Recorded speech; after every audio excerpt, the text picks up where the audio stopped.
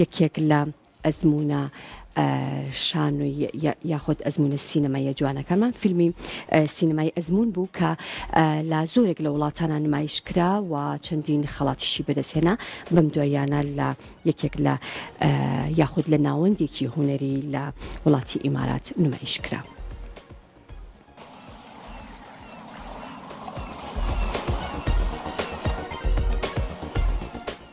فیلمی سینەمایی ئەزمون لە دەرهێنانی شەوکەت ئەمین کورکی و نوێنەری وڵاتی عێراق لە ئەکادیمیای ئۆسکاری ساڵی 2023 لە ناوەندی هوەری ئەلعین القەترە لە شاری ئەبوزەبی لە وڵاتی ئیمارات نمایشکرا. ئەمە بۆ دووهەمین جارە کە یەکێک لە فیلمەکانی شەوکەت ئەمین کورکی بە ئەکادیمیای لە ئۆسکار دەناسێنرێت و بۆ یەکەمین جار فیلمی سینەمایی بیرەوەریەکانی سەربەرد لە ساڵی 2016 لە 88مین خولی خەڵاتی ئۆسکار بە باشترین فیلمی زمانی بیانی بە شێوەی فەرمی لەلایەن وڵاتی عێراقەوە ناسێنرا بوو.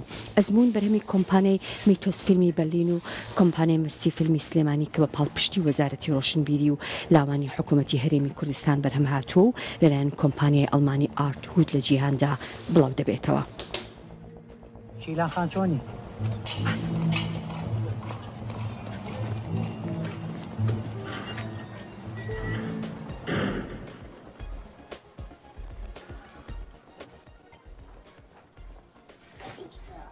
بۆ نەدواکەوتی؟ چی بکەم زنوبیانی پێکردم. تۆ چێکەی لەرەیە؟ ڕۆژورەکە دەی باکمە گەربانیشی کردی نەیتە دەرەوە. جانەی خۆش. سڵاو.